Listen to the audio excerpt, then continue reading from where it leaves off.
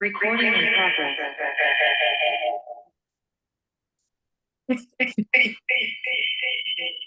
We have an echo. Yes, it's me. Give me 1 second. Okay, normally it should work. Okay, okay, closing here.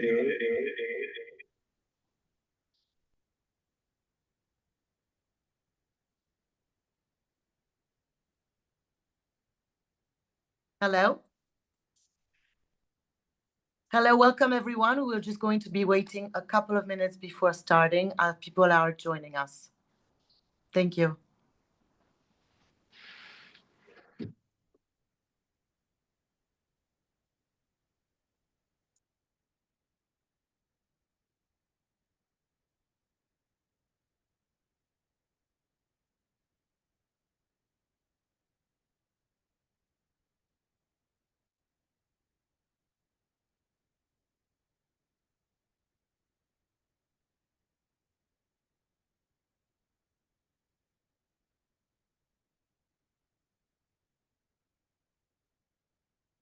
Okay, while the audience is joining us, I'm going to take this opportunity to introduce myself. My name is Hindali Manson, and I am the Executive Director at the Middle East Solar Industry Association.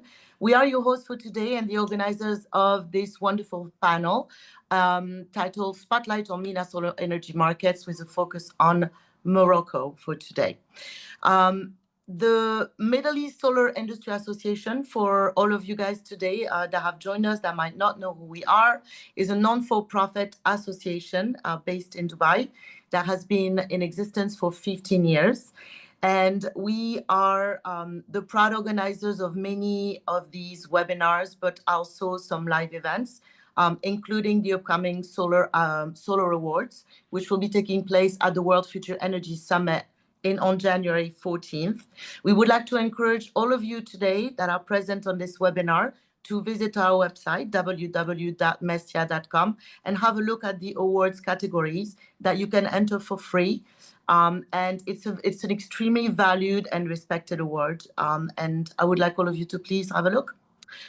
In addition to this, we also release a couple of annual reports on a yearly basis, and we represent a network of around 70 company members. Quite a few of the companies present today, the speakers come from companies that are members of MESIA. And I'm going to start with our sponsor for today, Monsieur Romain Routier, who's the regional manager EMEA at Meteocontrol, one of the members of MESIA, and who's going to start by giving you a little bit of an overview of his company. Romain, the floor is yours. Yes, super. Thank you very much, Inde. Can you hear me properly? Yes.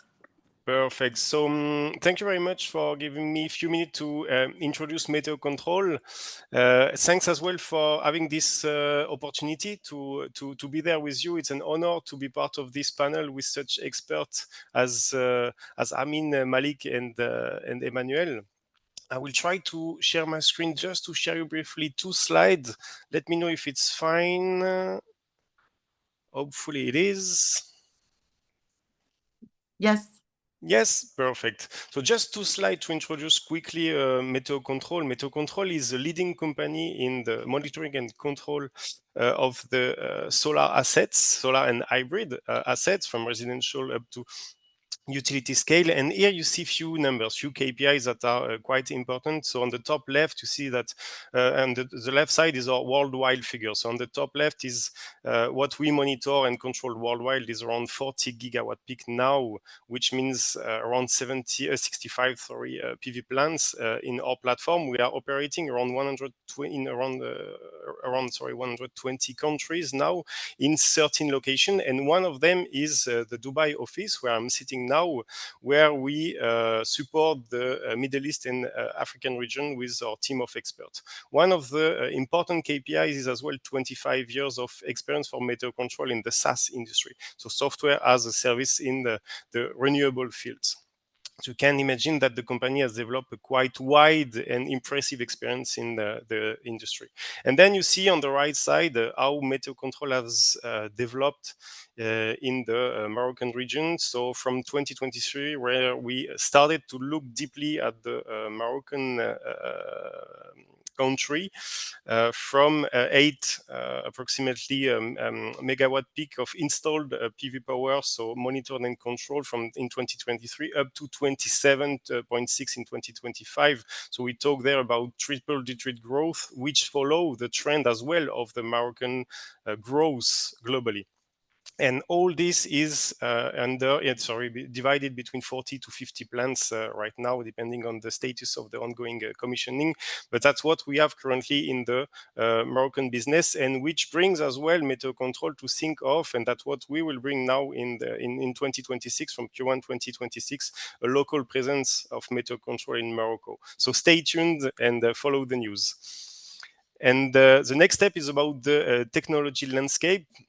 So what is the solution of meteocontrol? Basically, on the right side, you see the heart of the solution. It's either the blue log, the X series, so XM for monitoring, XC for control. It's one device, license-based, so pure, perfect for the CNI solutions. And you see as well the local SCADA that we're able to develop for utility scale projects mainly.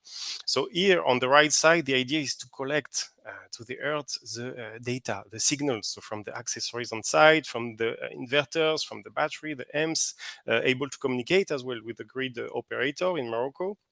And the grid, obviously, so for the control functionality, for zero injection, for example. And then the idea is to push the data to the monitoring platform called VCOM. And there in the VCOM, it's where the magic happens, like the evaluation, the analytics, the reporting, all operation and maintenance features through the VCOM CMMS. All your processes is now digitalized through the VCOM cloud platform. And yeah, that's all for me for the introduction. Thank you very much, Inde. You're muted, I think. Sorry. I am. Thank you. Thank you so much, Romain, for this. So I am going to now introduce to you the rest of this panel. You've had a little bit of an overview already. I am going to start with Mr. Malik Bargash, Cooperation and International Development at Masen. He is project manager in cooperation, as I said, and international development for the Moroccan Agency for Sustainable Energy, with 8 years of experience in renewable energy and international partnerships. He plays a key role in advancing Morocco's global leadership in sustainable development and international cooperation. Malik, bonjour. Mr. Amin, I'm going to start with you. I don't think Emmanuel, I think, is here. Mr. Amin Araki, Senior Technical Consultant at Renpower. Bonjour, Amin. Hello. Senior Consultant, a technical advisory firm specializing in solar, wind, and energy storage projects with over 18 years of experience working with EPCs and developers.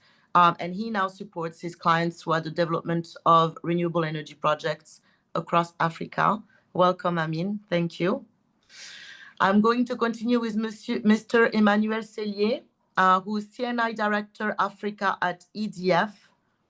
Bonjour, Emmanuel. Emmanuel is head of CNI line of business for Africa with EDF Power Solutions. Today, EDF is in 5 countries for CNI activities, Morocco included, followed by Côte d'Ivoire, Cameroon, Kenya, and South Africa.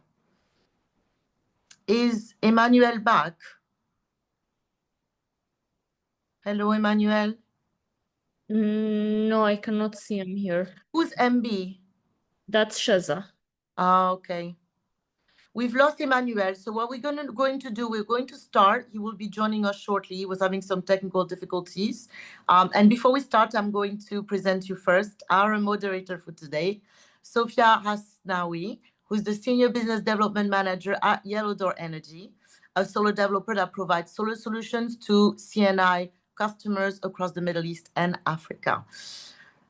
Sophia, the floor is yours, darling. Let's get this off. Let's get this off the ground. Thank you very much, Hind, and thank you for having us. Thank you to Mesia for organizing. Yellow Door Energy is a proud MESIA member since many years now. And we have a great set of experts with us today. So very excited to be moderating this session. I hope Emmanuel will be able to join us shortly. We have 5 main topics to discuss here in terms of the guideline. We're going to discuss the first topic is Morocco renewable energy landscape, and to understand a little bit where we are, how many megawatts installed, and so on. So I know that Morocco has a very ambitious target to have 52% of its energy mix from renewable energies by 2030. So Malik, could you please walk us through where we are today, where solar fits in that mix of renewable energy, and what is the outlook for the future? Definitely. Thank you, Sophia, for the question, and Hind for the kind introduction. So just to give you a few insights, what you may know or not yet is that although the national strategy was established back in 2009, Morocco's commitment to renewables dates back to the 60s, with the use of first dams to generate electricity, and the development afterwards of the wind power in the early 21st century, with the first large-scale farms such as Tarfaya, were marking a real turning point towards renewables. However, it's with the North Solar Plan back in 2009, followed by the creation of Masen in 2010, that Morocco truly asserted its appetite for sustainable energy. During COP21, His Majesty King Mohammed VI, may God assist him, set the target of reaching 52% of renewable energy in the electricity mix by 2030. So today, Morocco benefits from a solid institutional framework built on a key partnership that exists between Masen and ONE, which is the power utility here.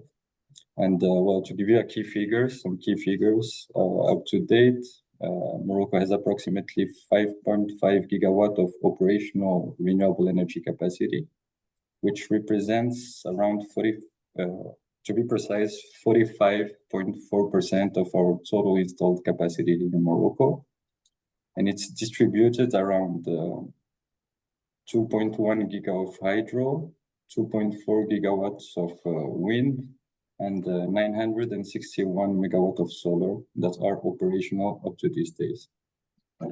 So these different projects position Morocco as a key player in the clean energy production in Africa, and it's making a significant contribution to reducing the CO2 emissions and strengthening the national energy security. Thank you very much, Malik. So approximately 900 megawatt of solar installed in Morocco. That includes CNI and 961 to be precise. 961, yeah. That includes all solar, right? CNI and utility scale. Definitely. Okay. Thank you very much. That's actually very insightful. And we have Amin with us, who's an African expert. Maybe you can explain how this number fits, just to understand a little bit how our neighbors countries are, to understand a little bit how Morocco is positioned in Africa with this, specifically solar capacity. Hi, everyone. Thank you, Sophia. Thank you for having us today. So, actually, yes, Morocco is doing great in terms of renewable energy. I mean, I think we will reach very quickly the target that has been set for 2030. So as you have understood in the numbers, so the big share of renewable energy, let's say, is wind energy. So over the last decade, mostly wind has been installed. So solar is a little bit still shy with only 1 gigawatt of installed capacity. But let's say what we have to understand is that let's say it's really increasing a lot. So last year we have recorded in Morocco 1 gigawatt of let's say installed capacity in total without all utility scale projects. So why this difference in number? Of course, I mean the small CNI project and small project are difficult, let's say, to follow and to track everywhere.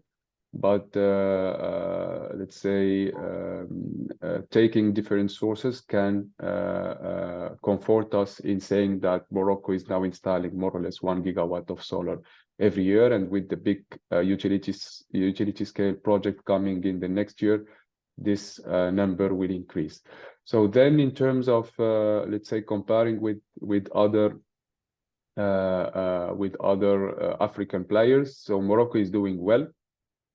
He is among the leaders in the continent. So basically, you have big countries like, of course, South Africa, like Egypt, like Nigeria. But let's say we can say that Morocco is among the top 5 of installed renewable energy and installed solar. And with the utility scale and the big project that's coming in the next year, I mean, Morocco will do even better. Excellent. Thank you, Amin. I can see Hind raising her hand. Hind, anything? I did. I just wanted, now that, I mean, the audience is still coming through, but I just wanted to tell everyone that please feel free to raise any questions that you have. There is a box in your screen that is the Q&A. We will do our best at the end of this webinar to address as many of your questions as possible. Sorry for the interruptions. Thank you, everyone. Thank you, Hind. That was very relevant. Yeah, so please keep your questions on the Q&A, and I'll make sure we go through them at the end. We'll leave a few minutes to the some interactive session. So thank you very much, Amin. So I understand Morocco as being at the top 5, but we also, from Malik's inside, and understand that wind and hydro are a little bit ahead of solar. Let's move on now to discuss more of the regulations and the policies that are applicable in Morocco. Everyone who knows a bit of Morocco has heard of the famous law 1309, which was applicable since 2009. Which is allowing businesses, corporate, the private sector to connect to generate clean energy and connect it through the high voltage, so allowing the wheeling in Morocco. What happened since then? So we're talking about 2019. How is the regulatory, how does the regulatory framework look like in Morocco? What has Morocco done to accelerate basically the solar adoption? So maybe Malik, you can start, and then from your insight, from Masen's perspective. Well, definitely. As you may know, many projects has been developed over the few years in order to reach the point where we are today, the famous 45.4% of installed capacity. And of course, all the upcoming projects are already identified within the equipment plan that we have with OED. And definitely to date, with the Kingdom of Morocco through Masen is still planning a substantial expansion of its renewable energy capacity by 2030. So a lot of future additions will include approximately 4.4 gigawatt of renewable energy. And for the upcoming projects, we are definitely counting way more on solar than on wind. We have an identified pipeline of 1.9 gigawatt of wind and 2.5 gigawatt of solar. You may have seen this year that the famous Noor Middles project was awarded this year. It includes 3 different. It's a complex that includes 3 different projects for a total capacity of 1,460 megawatt, with plus 2,500 megawatt hour of BSS storage. So this is a big premiere. It's going to be definitely one of the biggest solar projects of the days. We also identified the Nor Atlas project, which is 300 megawatt on two sites. We're also talking about Nor PV multi-sites. It's a program of 350 megawatt on different sites, well distributed, as well as a project that we call Appel à Projet 1000, where you have 330 megawatt of solar and 770 of wind. So this is for the upcoming projects that are planned. I believe Amin have some inputs to say about Yeah. Actually, I can see you are referring to actually more than double of the existing capacity, right? So I guess the plan is to grow exponentially. Definitely. Amazing. I mean, maybe if you can give us a little bit more clarity, and I know regulation is always a very sensitive topic because, you know, for us, for all of the people in our industry, if you can please explain a little bit to the audience, whether in Morocco or in the Middle East, to understand exactly what is allowed today, what can we do in terms of you know, CNI or utility scale. So I understand Masen has a lot of project coming, but what about the private sector? Like any news on regulations? So basically, if you are in the renewable energy sector in Morocco, you have to keep in mind two laws. So as you said, the first one is the most famous, which is the 1309 law, and then you have the 8221. So the first one, the 1309, enables you, let's say, to sell electricity to a different entity. So by developing a renewable energy project, so basically wind, solar, or hydro, so anywhere in the country, and then sell to big consumers. So under this law, most of the projects have been that we see today, so especially in wind, have been built under this law. And then you have the 8221 law, which is basically the law for self-consumption. So anyone in the country, whether it is individual or a company or in an industry, can build a renewable energy plant, so a solar or a wind or whatsoever, on its site, and then consume this electricity. And of course, I mean, this law, let's say, sets different aspects. So such as, for example, the grid access or the authorization process, or let's say all the excess of electricity that is generated by the plant. So where does this grid electricity excess go? So you can sell it to the grid operator, etc., etc. So basically, these are the two main laws. So the 1301 is applicable since 2009. The 8221 so still lacks some decrees, but I mean, your webinar comes at the right moment because recently, let's say 1 week ago, a last decree has been adopted. So the 8221 is applicable right now. And it allows everyone, let's say, to consume its proper electricity. So it will give a big push to CNI projects in the country. Okay, thank you. I mean, and that's a very good transition, as I wanted to ask Emmanuel a little bit of his view on the CNI market, especially with this new 8221 law coming in place. And EDF has been active across Africa's renewable landscape. Emmanuel, if you can please give us your insight, like how do you see the CNI market today? And with this new regulatory framework coming, how do you see it evolved? We'd love to hear your insights on this. Okay, thank you. Could you hear me? Yes. So sorry for I've not been able to turn my camera on for a reason I don't know. So let's switch to the webinar. So EDF started its line of business on CNI as self-consumption about 4 years ago. And today, I think probably by the end of next year, we will operate approximately less than 20 megawatt. So there was a growing demand from industries, which for me is the real feature of the Moroccan market. Of course, there is competition.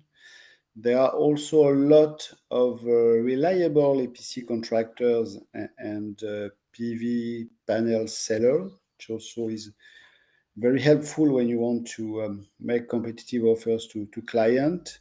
And the last point for me in Morocco is that there is still approximately a 3 cents difference between the price of the incumbent utility and the solar price we are able to provide to clients approximately. And of course, as it was mentioned by Amin, now there is this regulation 8221, which let's say help us to provide self-consumption solar electricity to many industries. So this is in a nutshell the story of EDF in CNI in Morocco.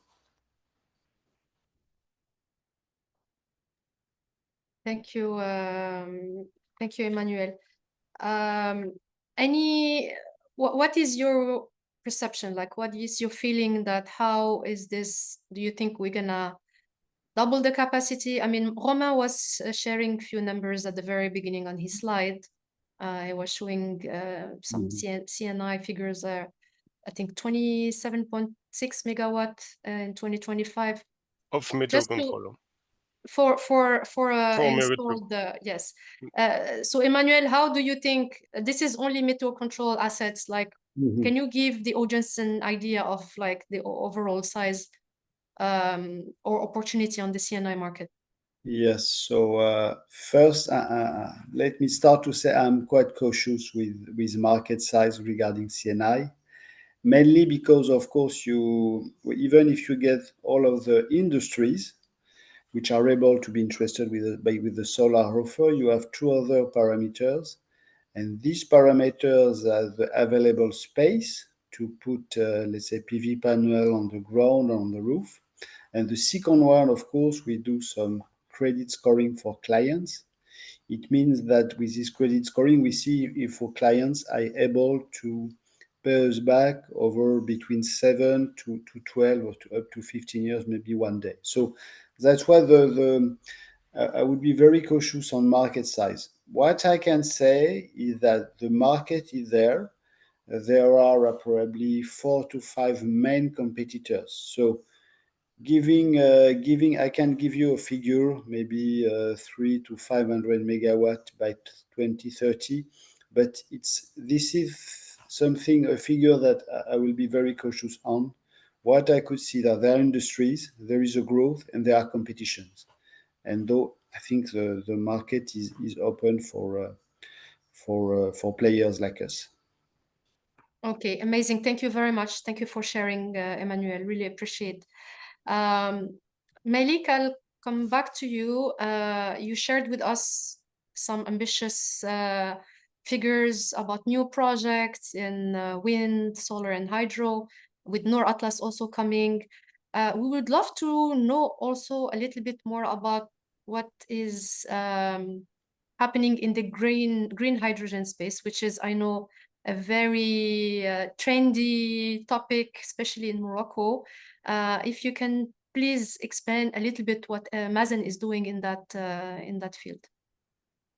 Of course. Well, the topic of green hydrogen is not only trending here in Morocco, but it's definitely a topic that has a lot of interest worldwide lately. What I can say about Masen's mission is that you may know that under the visionary guidance of His Majesty, Morocco implemented a structured green hydrogen offer. It was meant to attract all the strategic investments. And in that sense, Masen acts as a focal point for the investors, ensuring mostly that the process is both clear and efficient.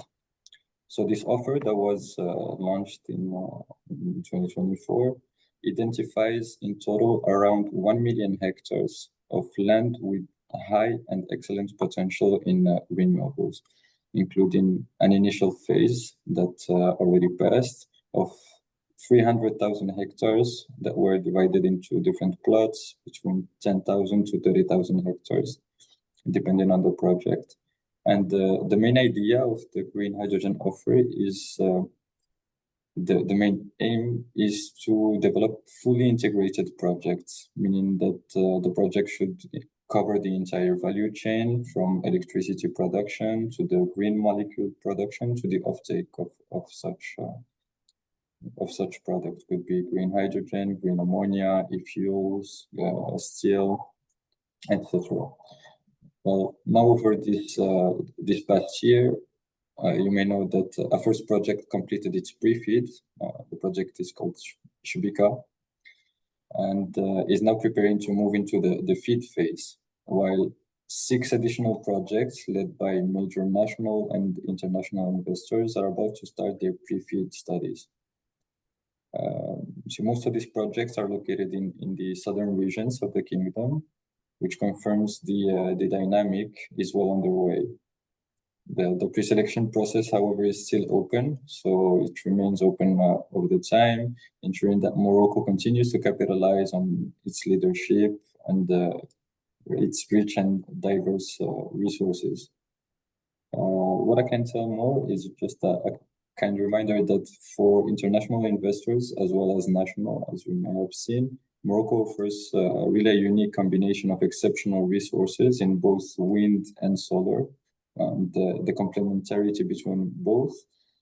And of course, we have the long-term vision, a strong political stability, and even more important, a strategic positioning that opens the gate to 4 different continents.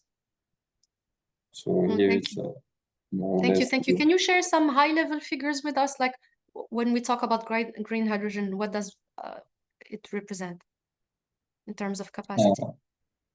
Well, depending on the project, as said, all the investors came in with different integrated projects. So or in $1 million invested, or yeah. Yes, we're talking about figures that are quite important indeed. But the idea is not to get excited about it, but to keep track, to keep the fully efficiency of the development of the project, and go with the high figures that have been mentioned indeed that are completely public on press. But for now, our work is more to assess all the opportunities, all the projects that were identified and presented to us, and to shape them accordingly to the Moroccan regulations, so they can see the light one day and hopefully be as successful as we wish it to be. Thank you, Malik. And as you mentioned about investors, we'd love to touch base about the investor trend and the financing mechanism. Like, what are the different financing instruments that are commonly used in the Moroccan market? I will start probably with the CNI market with Emmanuel. If Emmanuel can explain a little bit from your perspective, what are the different financing models that you see specifically for the CNI market? How do people usually finance their projects?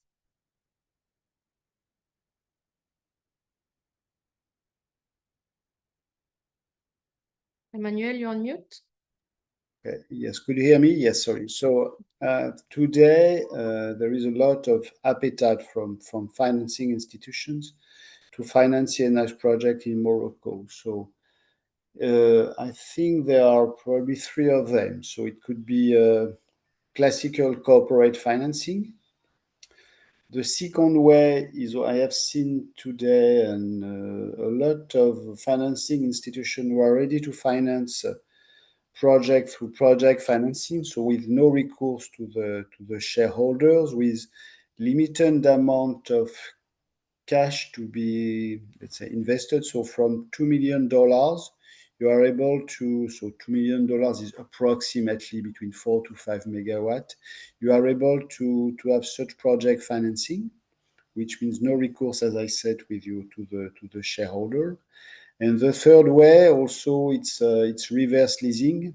And so reverse leasing is that investors are able to refund the leaser, mainly banks locally. So you get the revenue from your clients and you refund the leasers, the institutions who are banks mainly. So this is the three main ways of financing CNI today, with approximately a classical gearing ratio between 16 to 70%, with also maturities which could be up to 10 years approximately. So, and financing condition, I think that today interest rate, it's an average because it's approximately 8%. So it's 8% on could be less, but let's say average 8% over 10 years. So this is a gearing of 60 to 70%. Thanks for sharing, Emmanuel. And in terms of equity, that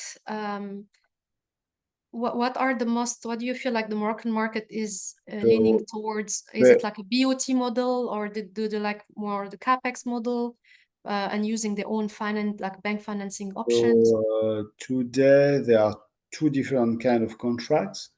The first one is what we call the DBSO, so develop, build, sell, and operate. So it means we are able at commercial date to transfer the ownership of the assets to the client. So, and then what we like to operate the assets for approximately 5 years. So this is the first model if the client has enough financial resources.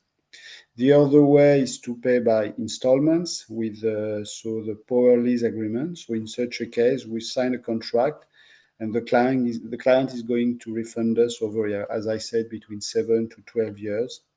And so in such a period, we will be able to operate and maintain its assets. So this is the two kind of contracts you can use in Morocco. Okay. Perfect. Thank you. Thank you very much, Emmanuel. And for our audience, please keep your questions flowing. We'll leave 15 minutes at the end to reply.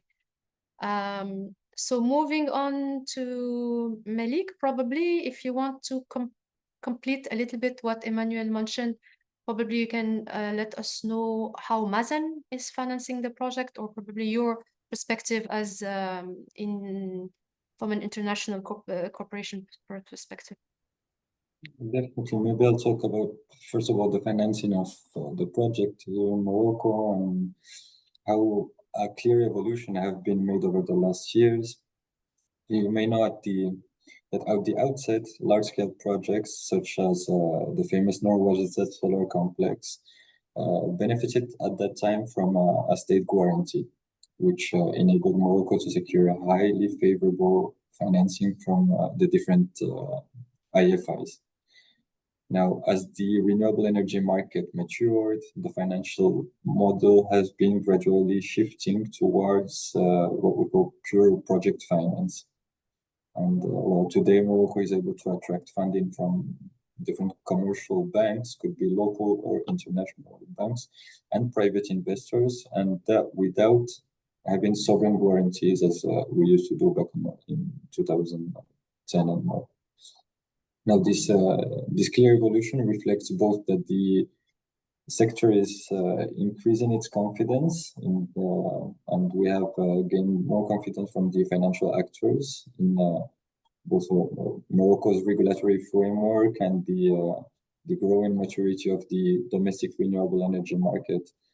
So now, up to this day, it clearly facilitates access to competitive financing for both large-scale and distributed solar projects.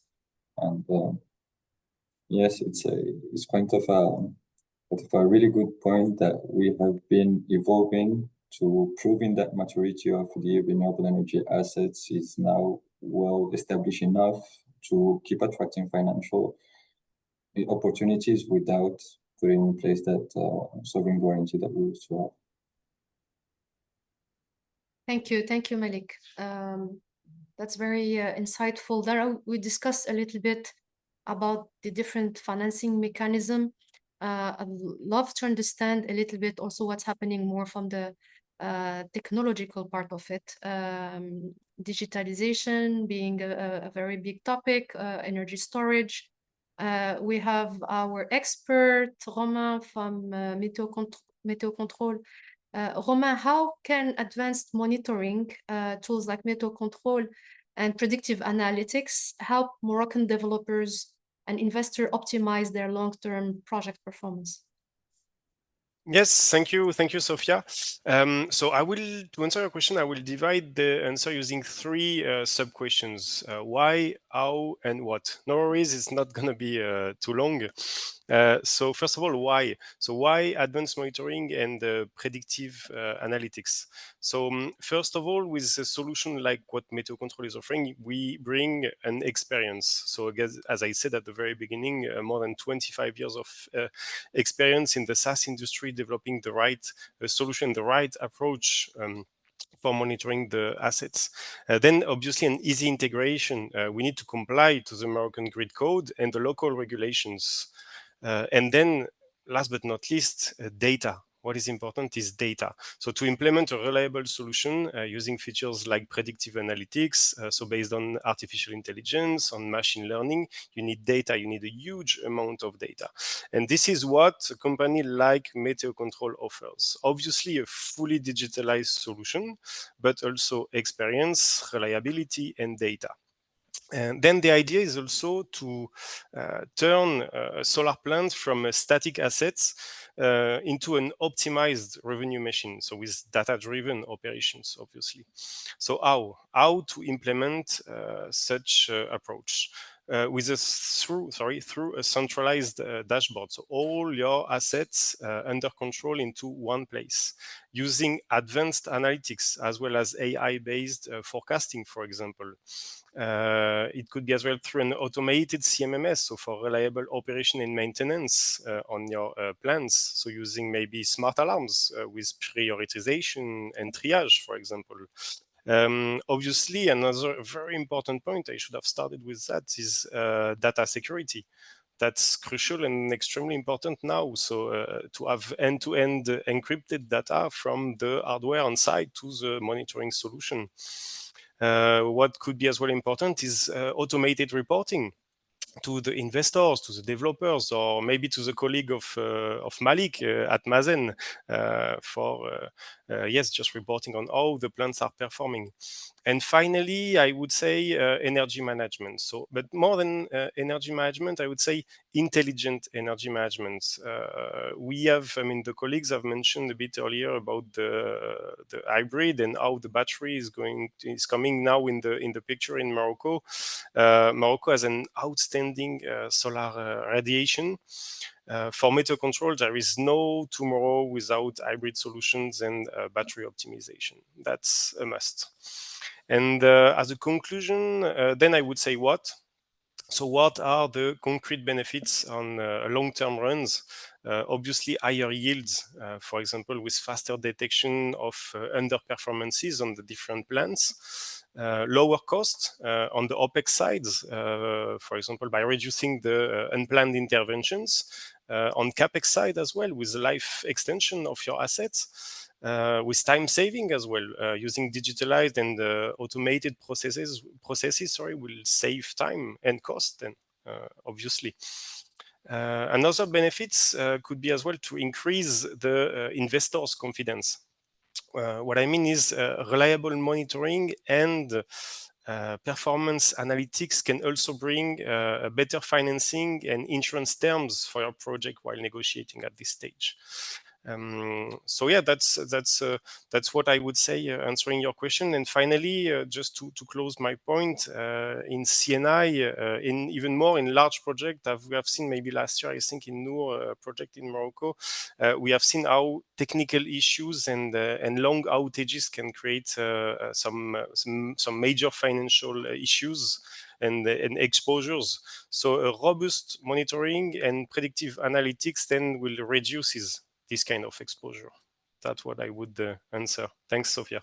Absolutely, very, very important topic. And also from a compliance perspective, I think, as you mentioned, once you promise to your lenders some revenue, monitoring is the best way to basically share your report and so on.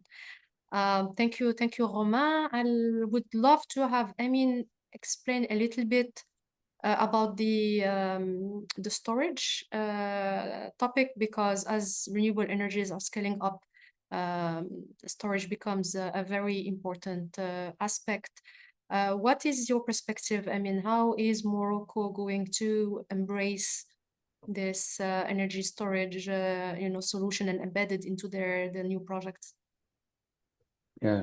Thank you, Sophia, for your question. So yes, indeed, we haven't seen a lot of storage in Morocco so far.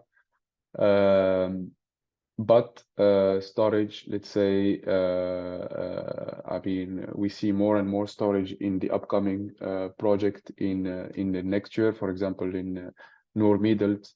And I mean, the three phases include, let's say, storage capacity installed with the PV project, and also ONI, which is the grid operator has launched recently a very big tender with 1.6 gigawatt hour of storage capacity spread across the country. So basically, the challenge, of course, and everywhere in the world, not only in Morocco, is that I mean, we know about the intermittency of renewable energy, and the challenge here is the grid stability, of course. And one of the best solutions, let's say, to address this issue of grid stability is, let's say, plants or solutions that are able to support voltage and frequency and active power very quickly. So Morocco has a lot of gas and fuel power plants that are ready to deliver and to supply energy. But the issue with these plants is that the let's say, startup of these plants take a lot of time, and it's not very useful to address this kind of challenges. So the best solutions that we know currently are, of course, chemical storage, such as BESS, and also STEP power plants, so hydro power plants, where you can store, let's say.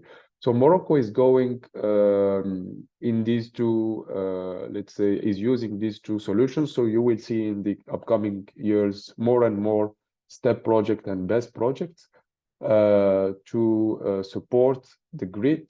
So big capacity spread across the country to that are able, let's say, to support the grid in a very fast way. And also, let's say, I believe, and this is a personal opinion, that the next tenders that we will see launched either by Masen or ONI or other entities will include BESS projects in Morocco. Thank you.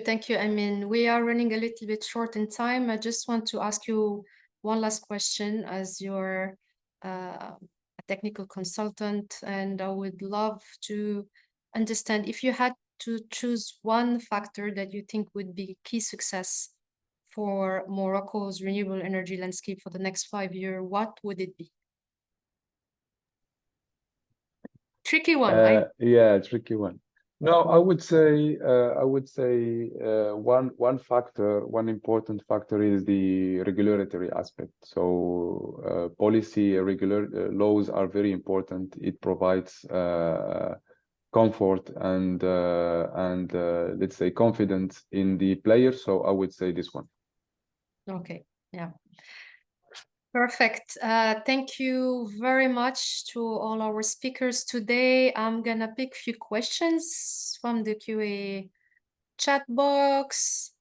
I don't have the names. Some of them are anonymous. So the first one is, how's more concurrent solar market structured? Utility scale versus distributed? I think we touched base on it, but maybe one of you can provide just high-level numbers. Malik, would you like to take this one? I can give you insights on the national projects that are undergoing. We have the projects developed by Masen. We're talking about the whole Norway ZS 1, 2, 3, 4. We have Norleion also. There is a 85 megawatt project. Norbordur, 20 megawatt project. Then we have other projects that were developed under the NOR scheme. We're talking about the Bni Matar, 20 megawatt project, Norte Filelt, which is distributed on 3 different regions. We have one in Zagora, Airfood, or Masur, for a total of 120 megawatt. And then that's the whole landscape I can give on solar on the ongoing project. Okay, and those are for which timeline? I'm saying because they are. No, those are operational already. Okay, anything in the pipeline or official RFP that has been already launched? The one that was awarded this year, the Nor Middles one, for 1,460 megawatts plus VSS storage, and the ones I mentioned earlier, Nor Atlas, Nor PV Multisite, and Apollo Projet 1000. Okay, because we have one asking about Nor Middelt, sorry, 2 and 3. Is there any update on Nor Middelt 2 and 3? The ones that were awarded this year. Those are the latest. Okay, so it's an anonymous attendee, but the answer is it's already awarded. Okay. Any official announcement? Do we know who is the consortium or not, or is it still ongoing? No, we know who is the consortium. Aquanareva. Okay, perfect. Thank you. There's a question about Nasim 400 megawatt wind project. Nasim. Is there any project called Nasim? Actually, the whole pipeline of wind projects is called Masen. As you may see, for the solar projects, NOR, which means the NOR program. Okay. Exactly, it's the NOR program, and for the Nasim means breeze in Arabic. So it's the whole pipeline of projects that is undergoing. Of course, we have as said, around 1.9 gigawatt of projects coming. We have one that is already famous, the Nasim North, for a total of 400 megawatts. We also have Nasim Middle extension, 180 megawatt project, and many others. Okay, thank you, Malik. There's a question, I think this one is for Emmanuel. I think we already replied during the webinar, but we can summarize it again. What are the main financial and market risks slowing down solar project, and how could innovative financing models like green bonds or PPA help overcome them? So today, I do not see any hurdle to get, let's say, proper financing for CNI projects in Morocco. So it's more a matter of, let's say, financial engineering. And regarding green bonds, from my point of view, I think it's more adapted to big projects, for probably utility scale project than for CNI, because it's quite complex with a fixed cost to put in place, and not, let's say, matching with the size of our project, which is between, I would say, 1 to 10, 15 megawatt. Thank you, Emmanuel. We have another question. This is for you, Malik. A lot of questions for you, Malik. The 960 megawatt that you announced about the utility scale project seems quite low. Does Masen have any statistic regarding rooftop installation in general with the home industries commercial? So what is Masen doing in more on the medium voltage side of it? Well, it may sound low, but you have to keep in mind that the solar projects came in way more recently. When I started presenting, I said that the dams started the constructions back in the 60s. So there's a huge gap of time between both. For the wind project, it was for the wind project, it started back in the early 21st century. And now for solar, as we know, Masen was created in 2010. And at the beginning, it was Moroccan Agency for Solar Energy. So the first year of our creation was mainly to focus on the launch of big projects. The Norway SS1 is a kind of example of it. That is the perfect example. And well, for the distributed project, it's not really our mission. Our mission is mainly focused on the projects that are injected in the grid. That's why we're talking about utility scale projects. For the distributed, of course, there is a scheme for all the private to private PPAs. But of course, I don't have all the figures of it. My main focus is the projects that are integrated, are injected in the grid. But you have project where the developers can actually lease a land with Masen and then distribute the power for corporates and individual, right? Well, no. Actually, when we come in for a site for a project, we identify the land and we just launch the tender. By the way, if you want to stay tuned, there's a tendering platform that is e-tendering.masen. So you can get access to it and get all the information about the upcoming projects. e-tendering.masen.ma. So, okay, we'll maybe add it in the chat. Thank you. Definitely. Last question. Someone is asking, have you finalized with Aqua and Nareva? I would just say yes. He just replied. What is the qualifying criteria for any EPC company to enter Moroccan market for utility as well as CNI? This is probably for you, Amin. Question from Ronit. If an EPC company would like to enter the market, it's not specific to Morocco. The same criteria apply everywhere in the world. So you have to have experience, you have to have financial good financial capabilities, you have to have a track record, you have to have good teams. You have to provide and you have to offer good competitive prices. I mean, any EPC company around the world can enter Morocco market.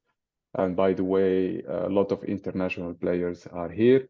So of course, Morocco is very attractive because in terms of announcements, so many big projects are so if you meet these criteria, definitely this is a market for you. Thank you, Amin. Question from engineer Abdelkader Salah. Could you please share your insight on the prospect of integrating solar or wind energy with water treatment desalination project? Interesting. Is there any project that involves is clubbed with the desalination project? I don't know if I haven't heard of it, but I don't know if Amin or Malik. So basically, in terms of desalination, yes, a lot of projects are being under construction right now, like Agadir power plant, Agadir desalination plant, and also Casablanca desalination plant. You have to know that these plants are all, let's say, supplied by clean energy. So they are, so this is done under the law 1309 that we have talked before. So all the desalination plants that are going to come in the next decade, let's say, will be supplied by clean energy, because this is the most competitive solution that you have in terms of prices. And then, of course, you have all the hydrogen industry, where you need a lot of water, and this water comes from the sea. So you need this desalination plant. So this desalination plant in hydrogen plants will also be supplied by clean energy, solar, wind, and storage. Thank you, Amin, Malik, Romain, Emmanuel. Thank you, Mesia, for hosting Solarabic as well, for hosting us. This is the end of the webinar. Yes, it is. Thank you so much to our moderator today, our sponsor, meteocontrol, Romain. Emmanuel, pleasure having you here, along with Amin, Malik. Thank you so much, everyone. Thank you, Sophia. Thank you. All Thank right. you, Sophia. Everybody have a fantastic Thank you, day. Sophia. If Please, the audience has more questions, you can direct it to us through LinkedIn. yes, or you to can Mesia. send them directly. Exactly. We can collect the questions and send them to the appropriate speaker later on. Please make sure to visit mesia.com for more information about our upcoming events and webinars. Thank you. Thank you. Thank you. Bye-bye. Thank you. Bye-bye.